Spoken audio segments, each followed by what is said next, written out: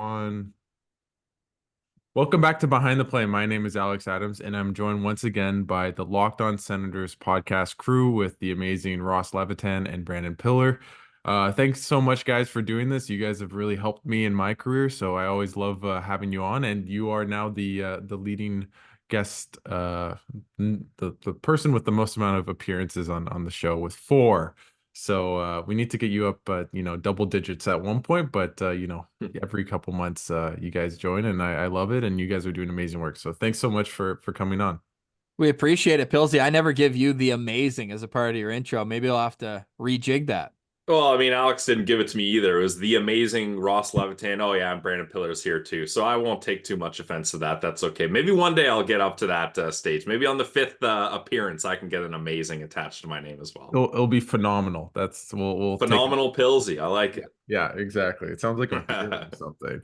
But just I want to, obviously this season's been tough for you guys, but I want to ask, you guys have been growing. I think you have over 7,000 subscribers on YouTube, but I think you had hit 1 million downloads in a year.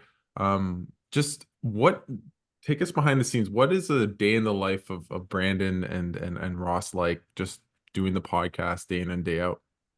Ross, I'll do your day, you do mine. How about that? Sure. No, that might be a little confusing. I don't think I can keep up with Ross's schedule, to be honest. I mean, we love to plan our day around when the Sens hit the ice. So typically we try to record kind of as the Sens are getting on the ice.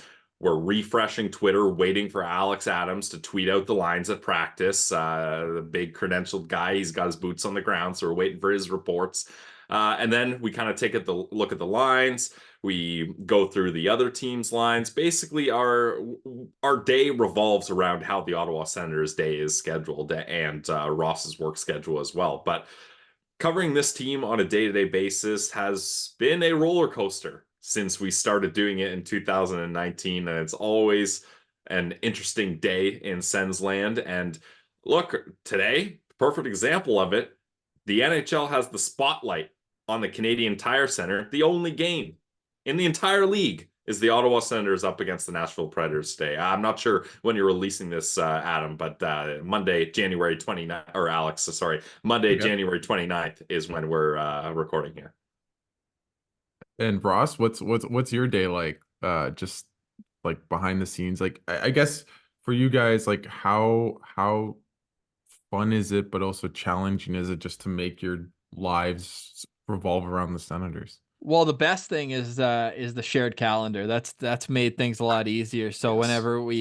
whenever we plan the time, it's easy to just kind of shoot an email and then it's on both of ours. Shout out Apple for that. Just beautiful. It probably took us longer to figure out that we can do that than we'd both like to admit, but that's been huge. And we like to. I'm an hour earlier here. Obviously, I'm on Central Time now. So basically, wake up, have a coffee, stretch the arms, walk the dog real quick and wake up. And then we hop on, and it's great to just kind of have a coffee, have a few laughs. And we almost kind of do prep that way now. We used to kind of do our own and bring it to the show, but now it's like, okay, as we're going through the lines, we'll jog our memory of, a player or a stat line or something like that. And we'll kind of dig in, I'd say, for a good hour before we actually hit record. And then really, that way that way the engine's already moving. Like we're already chatting with one another. Like, everything's moving a little bit in our brain quicker. So we're able to just hit record, and we never do second takes. We just kind of let it. It's as though the show is live,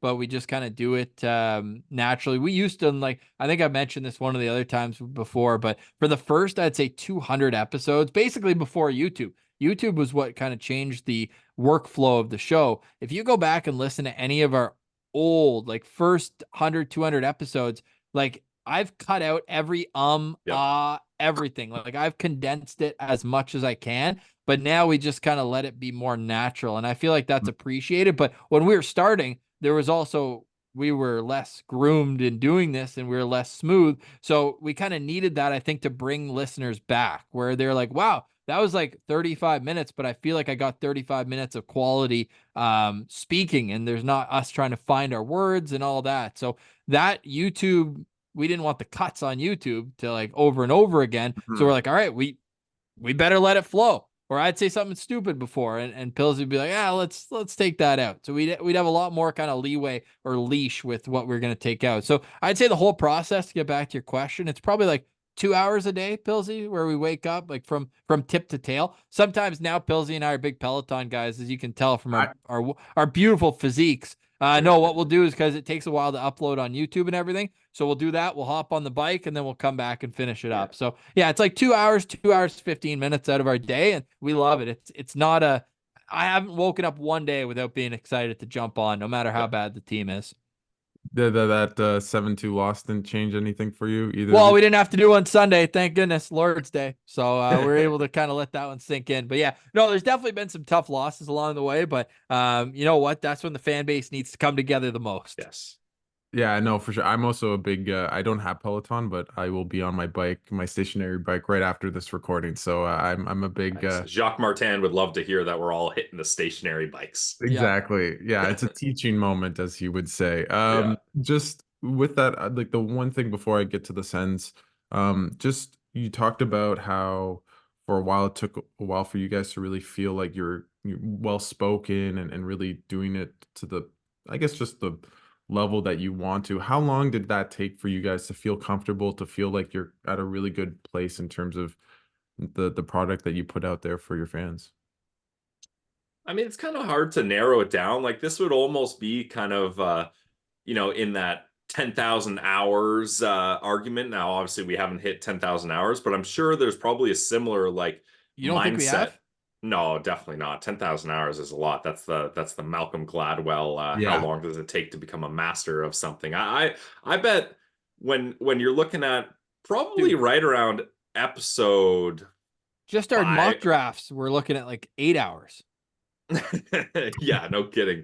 8 hours is a far cry away from 10,000. We're not math guys on this show. No, we're not. But what I'll say, I just looked on Apple because we're getting up to today was episode 969 of the Yep. podcast, but we don't Wow. actually count the postcast in that Yeah. or any of our other Or like summer bonus stuff. Yeah. live streams as well. So on Apple, because we've posted everything on Apple, we're at 1,217 episodes posted. So it's getting up there, and it's kind of cool to see like kind of the catalog that's being built. Now we're finding like, we do all those draft profiles, and now like if a prospect's name is in the news, we'll notice like a little bump on old videos now too, which is kind of cool. And Cool. yeah, but to answer your question, like I think we're still kind of trying to find like the perfection, right? We're nowhere near that, but Yep. it's fun to just try to challenge ourselves and find new ways. Like last summer, we added, going to dev camp and getting live interviews. This year, we're Yeah. going to try to go to the draft and, Cool. cover different Me too. things and keep things fresh, but at the same time, bring back the same, voices that have made the show successful. And, Mark Mathot being a huge part of that. I think it's 18 times now that he's given us his time. And, Cheryl Pounder's up near double digits now as well. And Scott Wheeler looking at draft talk. So, it's about building a community first and foremost. That's the postcast is a huge part of that as well. And, knowing that you can set your watch to going live after the games. Frankly, that's more challenging to do than the podcast every day because it's a set time, right? Like you have to be ready to go right after the game. It's not like, oh, we'll do it 2 hours later. No, people want the reaction right away. And that's where Martian's been a huge help for us too, where it's impossible for us, Pilsy and I, to each do 82 games right afterwards. And I also think it helps when we do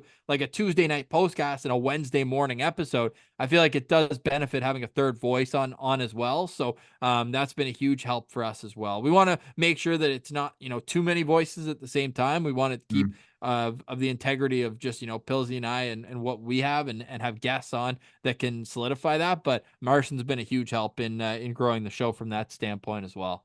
What's it been like for both of you to just grow such a large audience and the numbers you get on your shows and the fan base and the Sens Central citizens, and now you've have relationships with players, you've interviewed coaches, GMs, just what's that all been like for you guys? Yeah, it's super cool, and kind of seeing like the trajectory of certain, like Dave Poulin would have just been, a friend of the show for Yeah. years, and then all of a sudden, boom, he's in senior management with the Sens. So, it's relationships, and you see that in terms of hiring as well, right? Like Andlauer hired Staios. You think 10 years ago when they hired him in Hamilton, they would have known, right? It's just about being or trying to be the best person you can. And obviously we like to get in the mud on social media. That's kind of what it's for. I never take it too seriously, but I do think it's fun and a great way to kind of engage the audience in a different way. But all that said, I think just building relationships is the number one thing, Alex. You know that. And Yeah. it's seeing those relationships kind of, you never know when you'll lean on someone who you've known in the past. So in terms of numbers, like I think we're just scratching the surface. Like if this team could Mm, ever be good.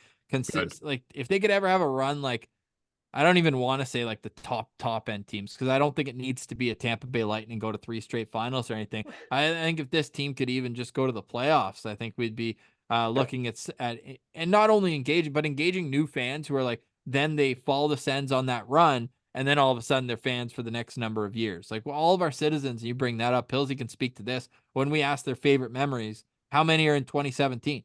And then like A lot of them. there hasn't been many since, like consistent memories. There's certain times like it was 5-1 against the Leafs, certain games, but a consistent core memory, this group hasn't really created that yet. So we're waiting, we're anxiously anticipating it, and maybe we're delusional, but I truly don't think that day is too far away.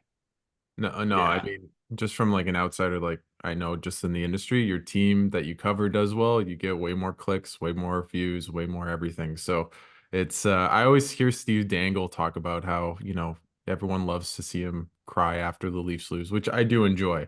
But he actually enjoys more getting more clicks and views when the Leafs actually win a playoff series. But I think it'll I be would only I would one. settle I would settle for half the amount of views if we're getting wins, because Yeah. Pillsy and I we've been through the rebuild. Frankly, Yeah. like Yeah. our last episode before Locked On, and it's funny, if anyone wants to go laugh at us, you can sort by oldest first on your favorite podcast feed. I know you, especially on Spotify and Apple, you can do this.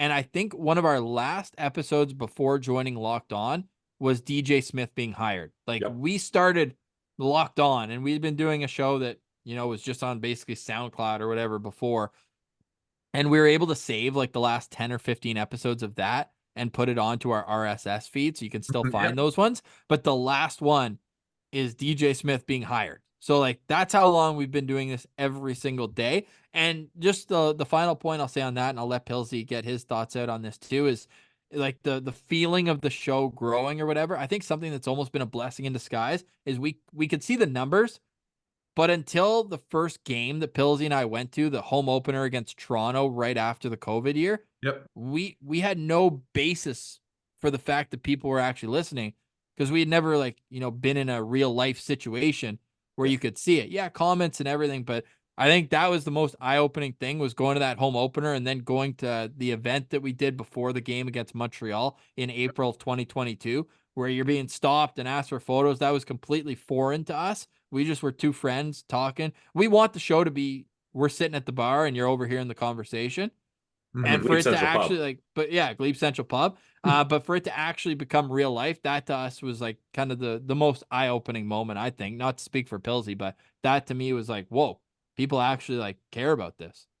Yeah, like for me, it's not like obviously the big interviews are fun and that's a rush and everything, but for me, the moments where I kind of step back and I'm like, wow, this is so awesome what this has become. It is like Ross has said, the community has welcomed us and has been so kind of kind and embracing of us being a daily Senator show. And whenever we come to Ottawa, it's so awesome just meeting people that listen or watch the show, and you dap them up, you say they're like, we listen to the show, and it's always so kind of warms my soul to be like, I'm a part of this person's daily routine. And then I love it too when after talking for a couple minutes they're like, oh, I'm so and so on Twitter, and you're like, oh man, and you make that connection, and now you're not just kind of like online friends, you can put a face to the name, and you're like, okay, that makes sense that you're this person on Twitter. It all comes around, and it's it's just so much fun. Like even though we've covered losing seasons every year, whenever we do those meetups,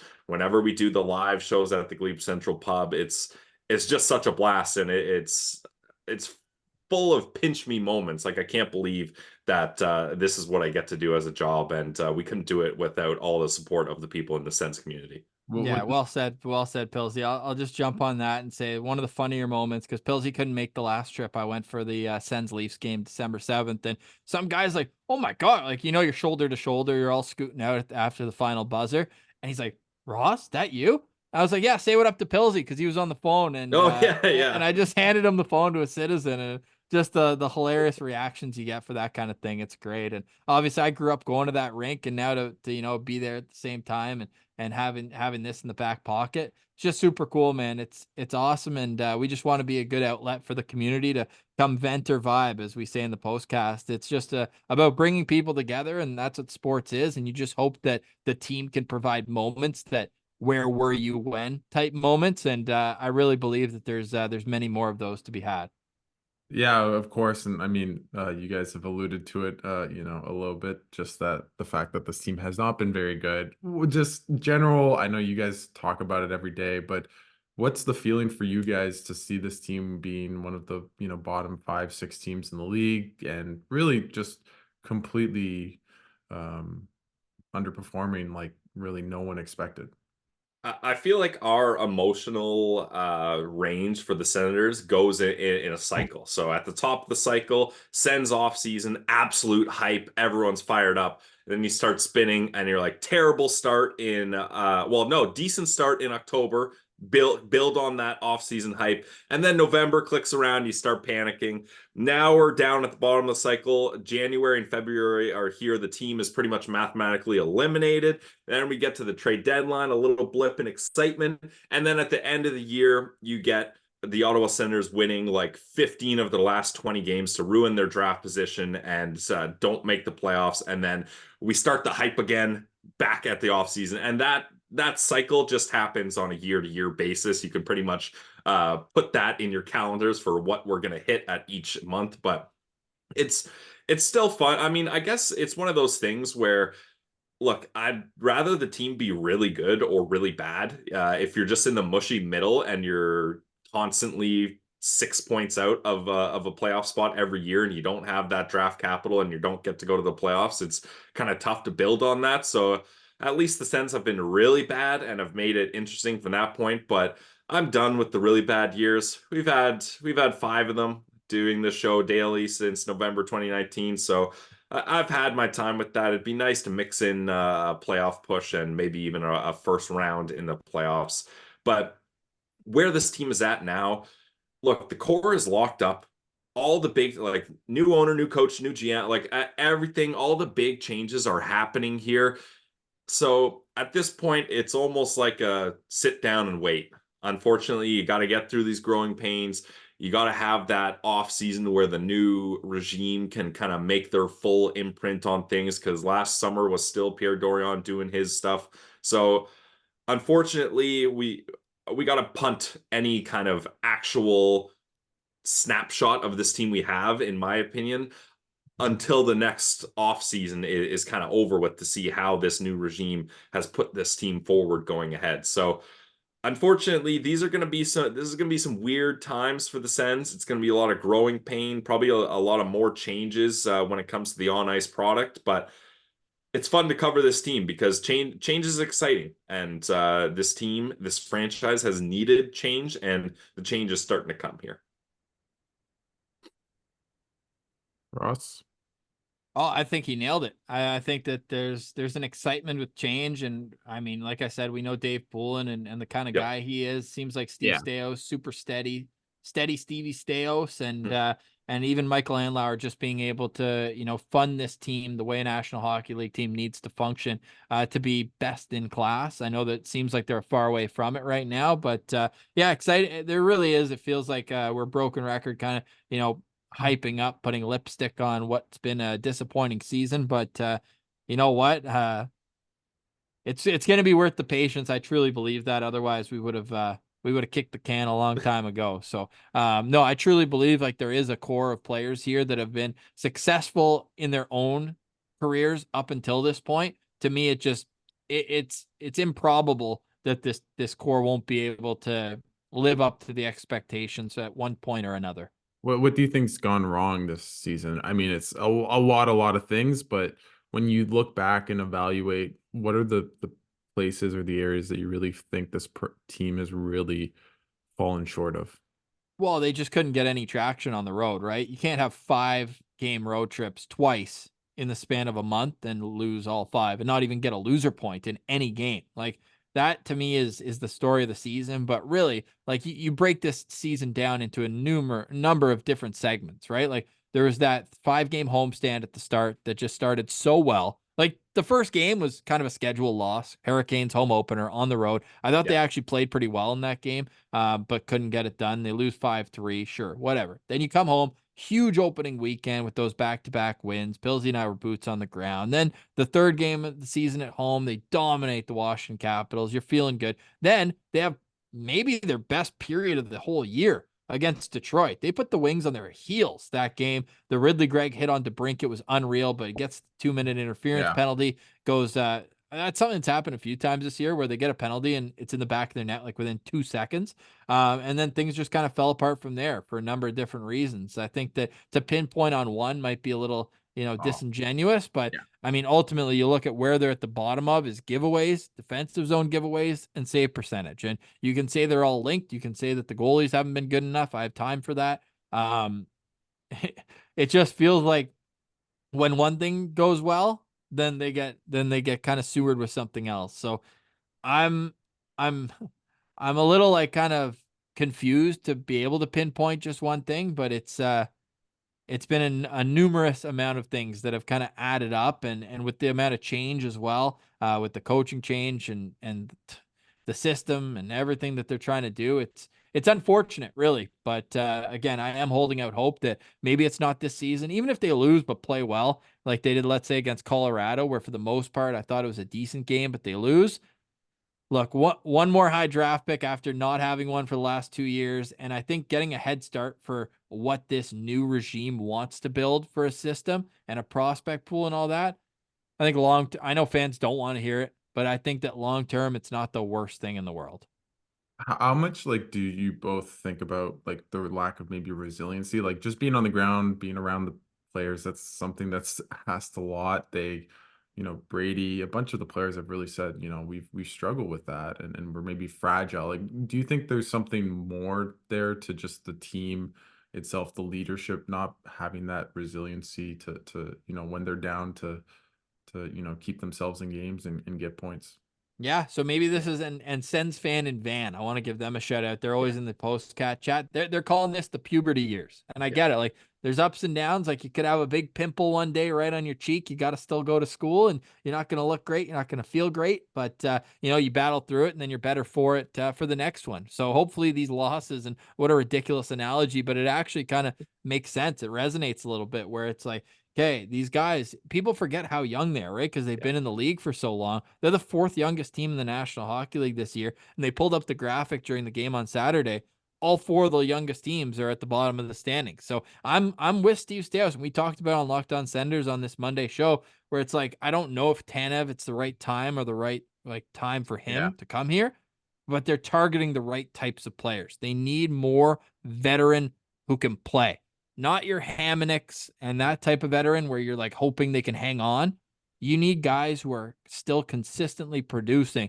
Like Tarasenko's one, but you need more than just one of that type of player. You need a few, and Ottawa lacks in that for sure. What's interesting is just being around them. Like I've thought about this. Like I talked to Greg, JBD, Sogard.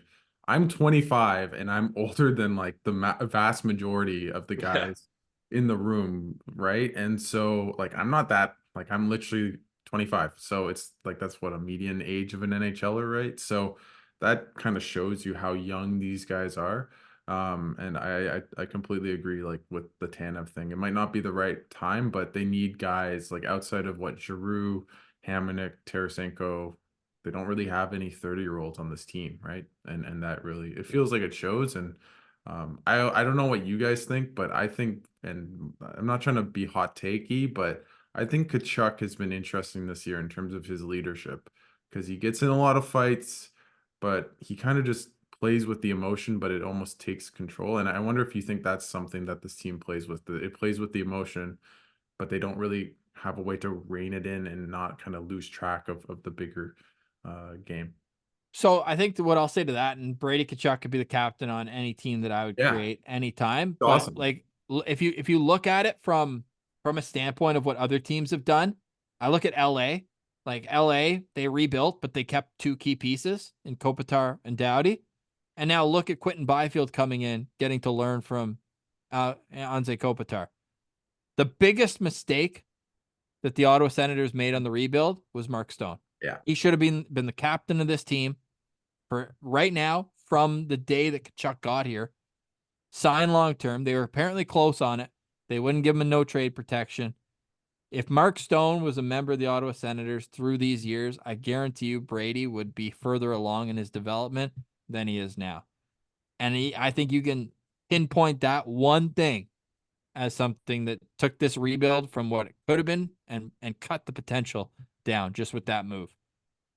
Yeah, I mean that is often regarded by Sens fans, and Ross, we even heard it right from Pierre Dorion. That was the one that got away. Like, sure, you had to move on from Carlson. It's unfortunate, but that actually ends up working out great for the Sens. You had to move on from Pajot. You had to move on from Duchesne. Duchesne. Like, those had to happen. But Mark Stone was the guy that he needed to stay, because as soon as he leaves, verbal meme, Brady's Will Smith and Fresh Prince of Bel-Air, only one in the room, where is everyone? Like, now all of this responsibility falls on me, a guy in my early 20s. And when you're Not going through only that, your they were like, he was the big brother too. Like he yeah, took away like the guy who I was just saying on our show today, where it's like, or even just now with Byfield and Kopitar, but it's like, Crosby came in the league and had Mario. Like, yeah. obviously it's a lesser example, but you need a veteran that can show you the ropes on and off the ice. And they really did Kachuk dirty, I think, by getting rid of Mark Stone. Well, and they made up for it, Ross, by bringing in Claude Giroux, but that's 4 not years enough. later. And well, what I was getting at is when you're rebuilding and you're a young captain and things aren't going well, it's okay. Everybody's looking at you like, Brady's a fun player. It's going to be fun when this team gets to the playoffs. But right now, there's not expectations. It's okay that they're losing, and as long as he's kind of bringing these guys into the battles, which he was, and the compete effort was there, which it was, then the losses don't really matter. But now you're at a point where this team has pushed all their chips in. They're spending up to the cap.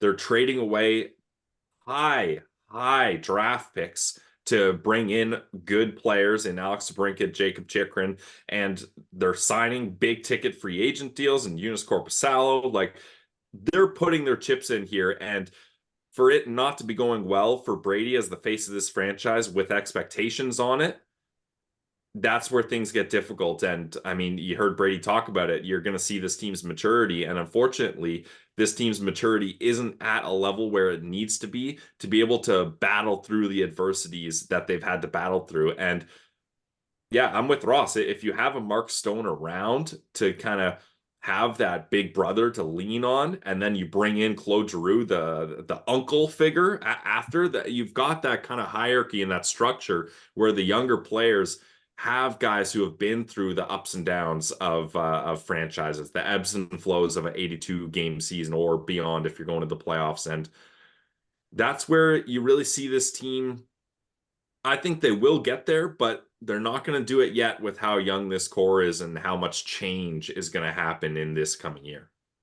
How much do you think of that? It was maybe a lack of accountability from DJ Smith and Pierre Dorian, who, for a lack of a better word, always gave excuses for the team for why they were disappointing rather than really kind of, I don't want to say man up, but just take ownership and say, hey, that's on us. This is our fault. We need to figure it out, not bad bounces, bad. But I think the thing is, and at least this is my opinion, DJ Smith was brought in to guide these players through the rebuild.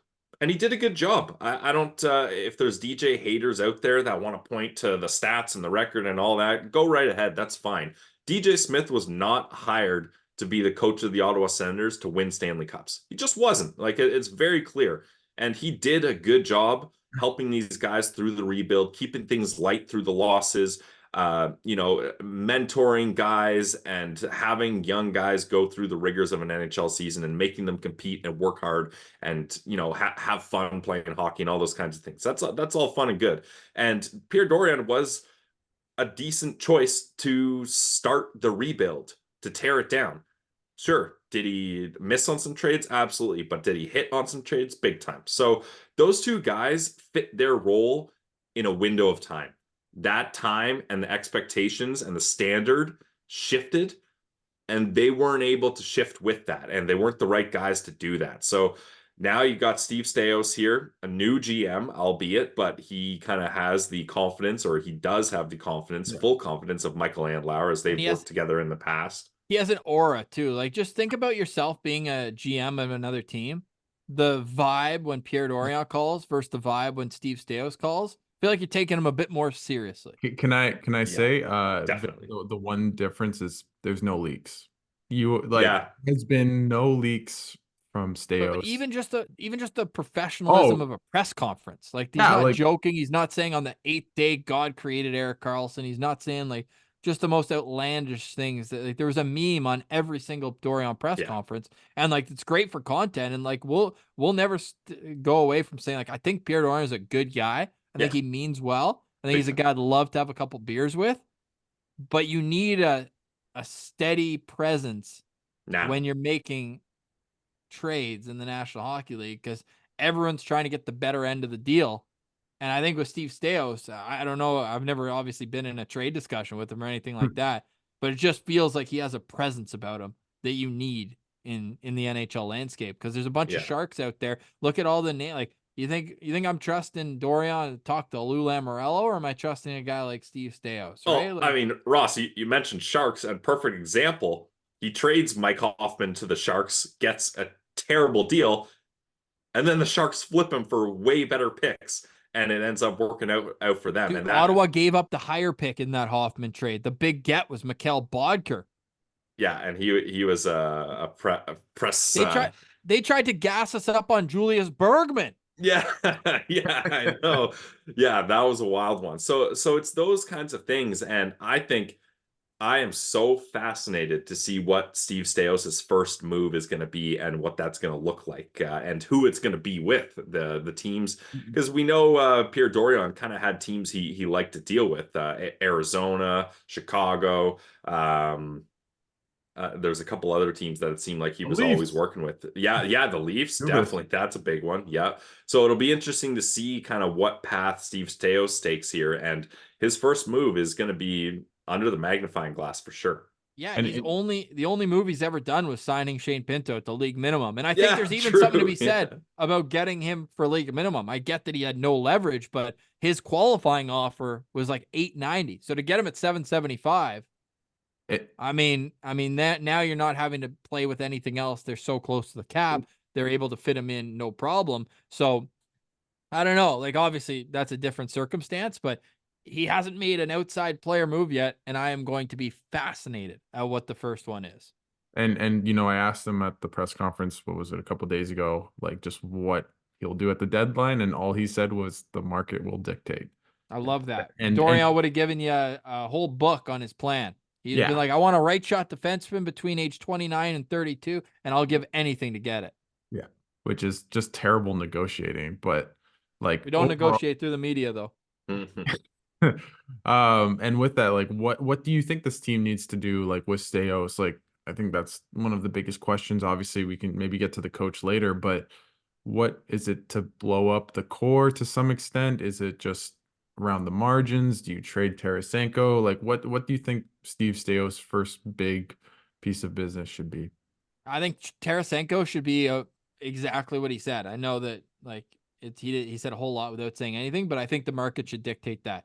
If you get a deal you cannot refuse on Vladimir Tarasenko, you trade him.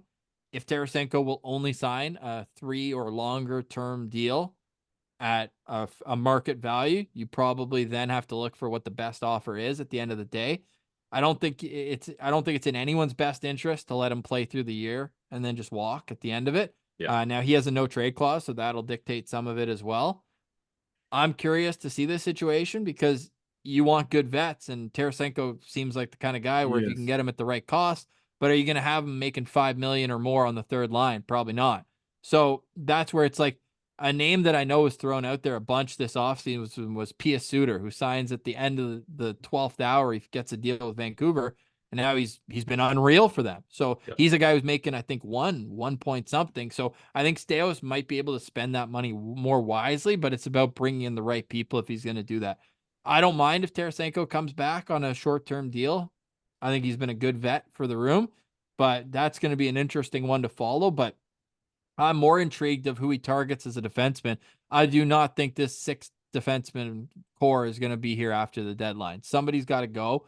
Now the easier move is to just JVD or Brandstrom and try to upgrade the bottom pair, and then deal with the rest in the summer. But I think that we're going to see a defenseman added, and I will be very curious to see who they target. Tanev would be awesome. I just don't know if the age and timing is right, because obviously he wants to play in the playoffs. So that's curious. Yeah, I think for me, I gotta assume one of the guys on long-term deals are gonna be moved, just so now Steve Staios can say, okay, none of these guys are my guys. I don't have any loyalty to any of them. If he can move one of those big contracts, that frees up a lot of space for him to make his own imprint on things. And I just, Ross mentioned it. The guys that are locked up long term, I feel like they've had their own individual success, but they haven't all been able to put it together as a team. And if they're not going to be able to do that, you need to have the opportunity, the flexibility to try to switch things up. So I really think there's got to be one big splash of a trade. And even if it sounds bad, but even if it's just moving someone out to start putting guys on notice, like, hey, the old regime signed you guys, you young guys, to these big ticket deals. Don't be so comfy here. We're going to change things around. And I think it'd be interesting to see what happens this offseason, because even with the cap going up, this team's going to be very close to it, and they need to make changes if they're going to have any chance at success. Obviously, Martian put out a tweet about Chikrin, and he has 1 year left. Like, what do you think should happen there for either of you? This is, again, the market's going to dictate. I'd love to see Chikrin be a Senator for life. I think Yep. that he brings a ton of benefit to this team.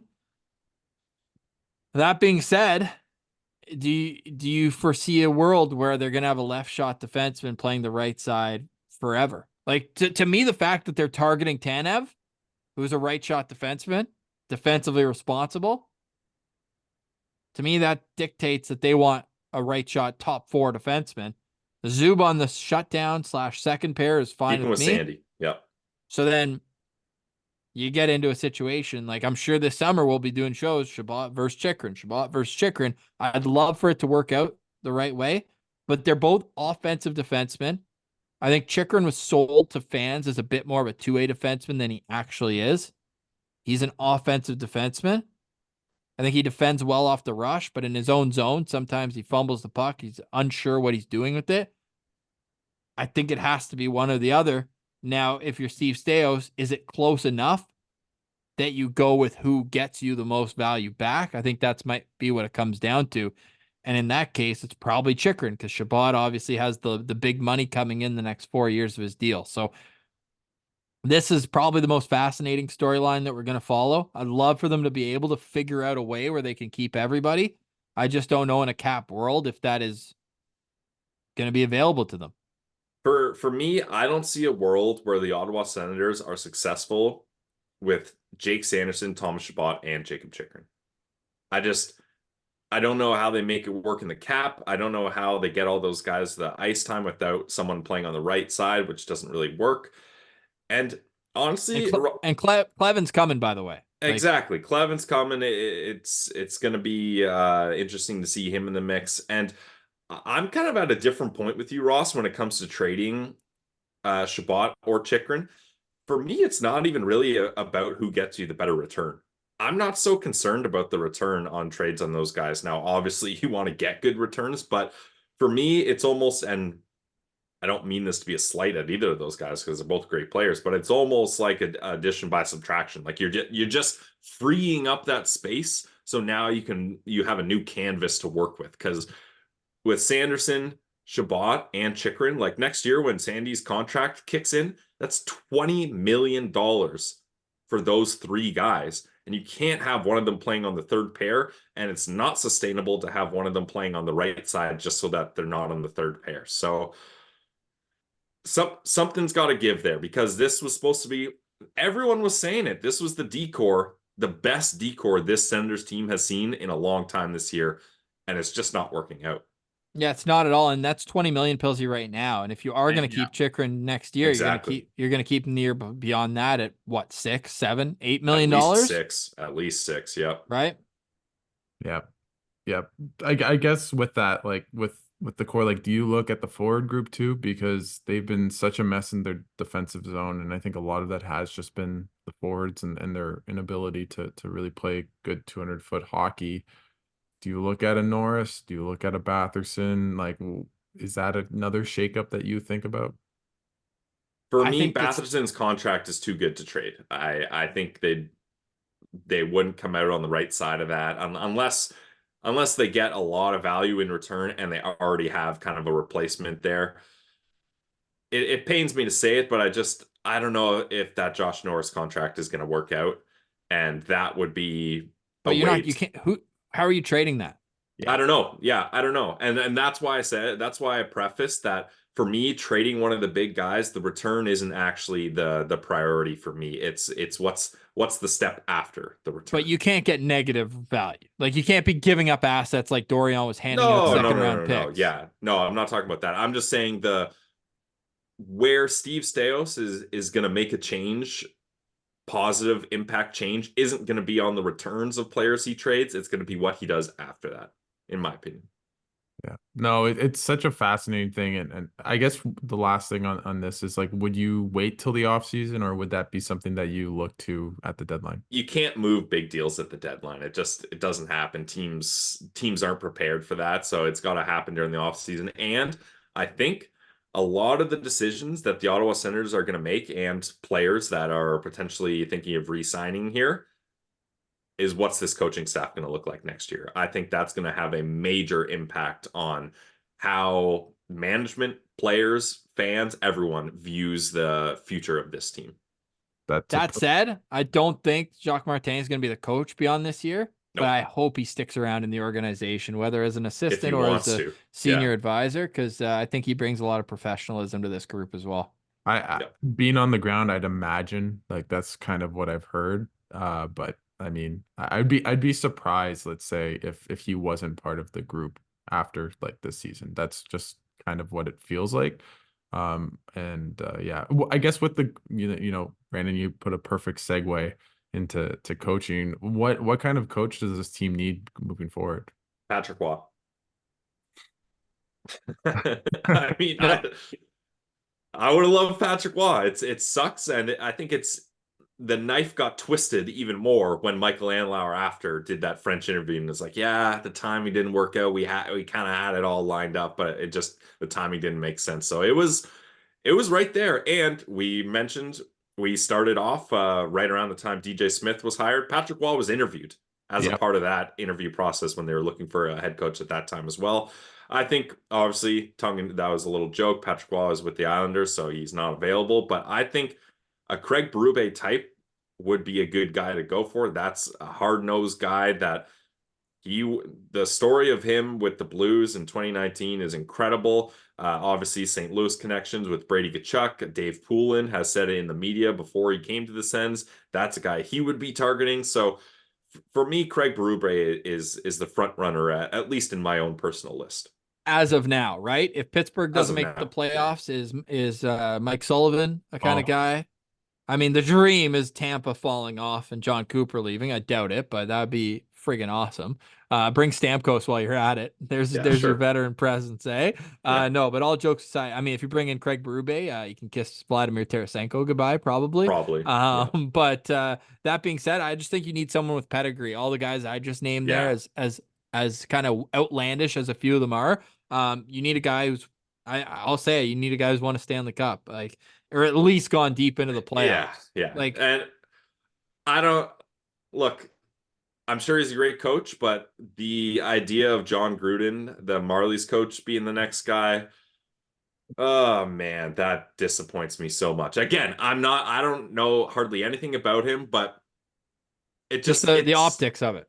the optics of it is not good, and I just feel like you're taking a risk there. He can be an assistant. Sure, yeah, and I mean no disrespect to him at all. I'm just saying if we're looking at resumes and the style and the experience of a coach I want, that ain't it. Agreed. Yeah, of course. I want to go to goaltending because I know you guys have talked about Corpusel specifically. Just how much of this season is on the goalies? A lot.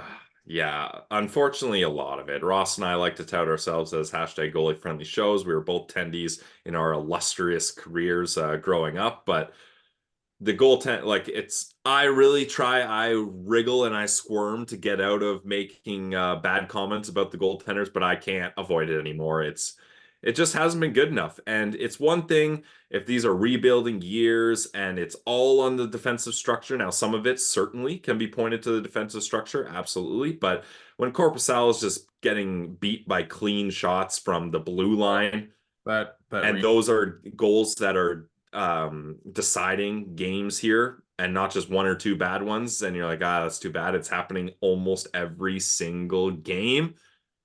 That's where this is an issue, and it becomes a compounded issue when you think they just signed this guy a 5-year deal.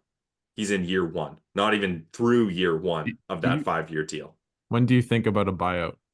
Ross Not this Levitan, summer. this is your music. No, not this summer. I was just having fun. Again, nothing I do on social media should be taken seriously.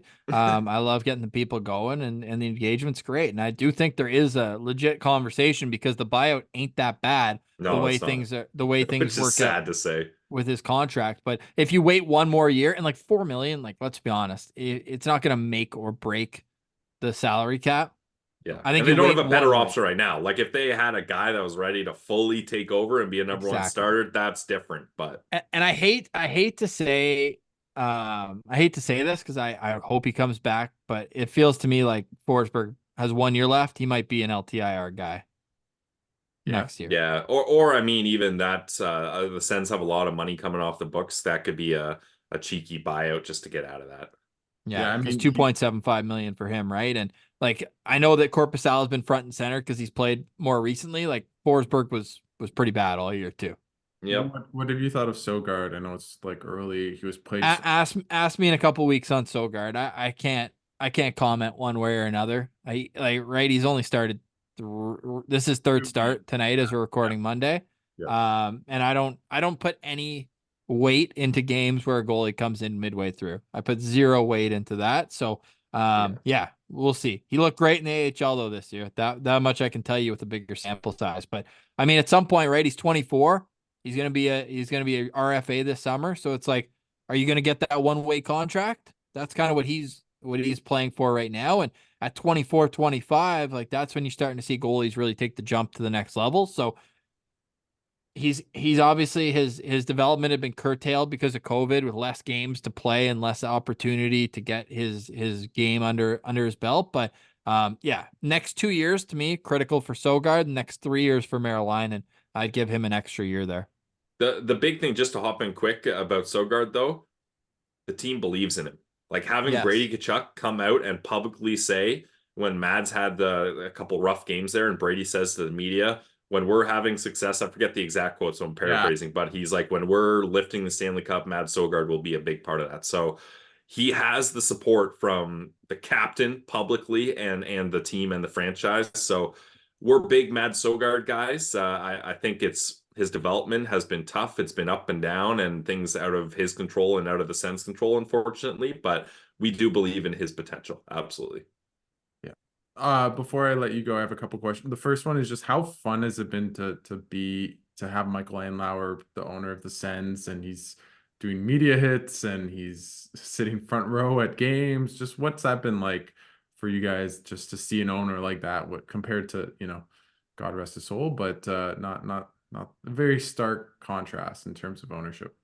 For sure. Yeah. I mean, let's see what it looks like in the next few years because obviously there's been upgrades to the arena, there's been upgrades to the way the staff has been upgraded, but Yeah, to me, an owner's only as good as the wins-loss record. I just want a team that wins. So, but yeah, no, it's a breath of fresh air for sure. And he's saying and doing all the right things so far. So you got to give him credit for that.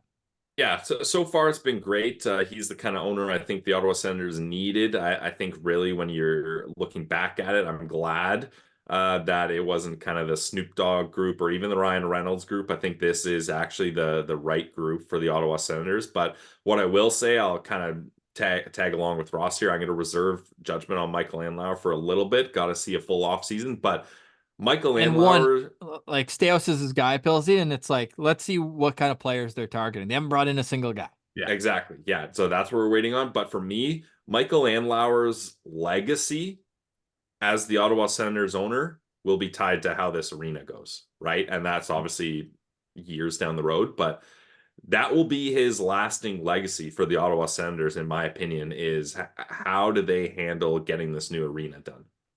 Yeah. No. Yeah. And it doesn't seem like it's anywhere close, at least. Which is fine. Yeah, it's fine. Fine. And he just took, ownership of what, 6 months ago, not even. Yeah. So Yep. yeah. I know you guys have been doing, like myself, a lot of PWHL coverage. You've had a lot of cool people on your show. Just how cool has it been to see, the women's game here in Ottawa and then to cover it as well? Yeah, it's awesome. I mean, it's great hockey. I really am enjoying what I'm seeing on the ice, and having them available on YouTube. So great. You can bring it with you wherever you are. If you're waiting at the doctor's office, no matter what, you can just pull it up on YouTube. You don't have to go through the gong show that is trying to get NHL action on your phone with the Sportsnet app being what it is. So I think that they're making it available for as many people as possible, and the ladies are living up to it. Now we're a goalie friendly show, so we love how Ottawa's got the best goalie in the league too. Mashmeyer's been unreal, and no, just looking forward to continuing that. We're hoping to get out to a game this year. That's a goal of ours, and I just think that it's been great for the city too, right? Bringing it to a different fan base. So we're just trying to do our part. Before we kind of brought it within Locked On Senators, and now we're like, no, let's kind of separate the two, and that way fans of the women's game don't have to scroll through LOSP to find what they're open for, and then on the flip side, I'm not holding it against anyone if they're just not interested. Like, that's cool. I don't really care about the Red Blacks at all. Doesn't mean I'm a bad guy or anything. So, I think that way we're separating it a bit, and I think that's good for everybody. Everybody wins. So, no, the more hockey in the city, the better, and the more that they're kind of entrenched in the community, I think it'll just continue to pick up steam. And even though there's been a few OT losses, they're finding ways to get points, so they'll all matter at the end of the season. And yeah, all good things, Alex, and you've been doing a great job of covering that as well. Yeah, what I'll say about the PWHL, I haven't been able to catch a lot of the games. Obviously, watching the highlights, following along on Twitter and things like that. But what I'll say is they're really doing the right job with how they're marketing this. Like, I feel like women's hockey in the past, there was never united fronts. There was never kind of, okay, this is the league. It's always kind of multiple leagues competing, and there hasn't been any longevity there, but this feels like the real deal. And they're marketing on social media. I love the photos of the girls walking into the rink and they got their different outfits on. That's so much fun. That, like, you need to find parts where you can have fun with the women's league and not just be like, hey, we're NHL, but it's women. Right? Like, you need to find different things. The jailbreak goal, that's so awesome. You score a goal when you're on the penalty kill, and that eliminates the penalty. That's a lot of fun. You've got the girls showing up at all-star games because they deserve the spotlight as well. You got social media kind of rivalry sparking up and things like that. So it just feels like they've found the formula to at least have the building blocks to have a successful women's league. And these athletes, they deserve it so much. Like, it's so hard for them to be professional athletes without having kind of a stable, secure, league and teams to play on. So I'm just so happy for all these female athletes because they deserve this. And then to even put a step further, I love the way they're getting a lot of the broadcasting done by females, like our friend Cheryl Pounder. We've got Mo coming on the show often here. We just had Kenzie Lalonde on. Claire Hanna, like there's so many good voices that can be broadcasting and premiering women's hockey, and I'm glad that they're really leaning into that. Yeah, no, it's awesome and being around them. They're so incredible. And you talked about just like some of the players, they had nothing to do. They just practiced by themselves. That's how they got better. Or they'd get someone to throw pucks at them and help them out, or go in net, even though they don't play hockey or anything like that, just to practice on a goalie. It's like those kind of stories. It's like they're the best in the world. They don't deserve that. They deserve to have a league and to practice. So they've been awesome, and Coach McLeod's pretty funny as well. So the Ottawa's pretty good, great group of women to represent us. And maybe, I don't know, maybe we see more playoff hockey on the women's side here in Ottawa than men's. It feels like it, at least for this year. But anyways, thanks so much, guys. I love having you guys on. You guys have helped me out so much, and I really appreciate it. Do you anything you want to plug for the phenomenal podcast? Phenomenal Pillsy. No, everyone knows, or if you don't, you can follow us on social media at Send Central on Twitter, and Locked On Senders is available wherever you get podcasts. So, no, Alex, we appreciate you, man. It's great seeing you continue your coverage and growth in the industry, and it's only going one way, man. It's going to the moon. So, looking forward to continuing that, and anytime we can be a part of it, it's our pleasure. Well, thanks so much, guys. I really appreciate the kind words from, once a Send Central citizen to now covering the team. It's, kind of very quick how things change in life. But I really appreciate it. And, best of luck with the rest of the season. Hopefully, see you guys around at a game.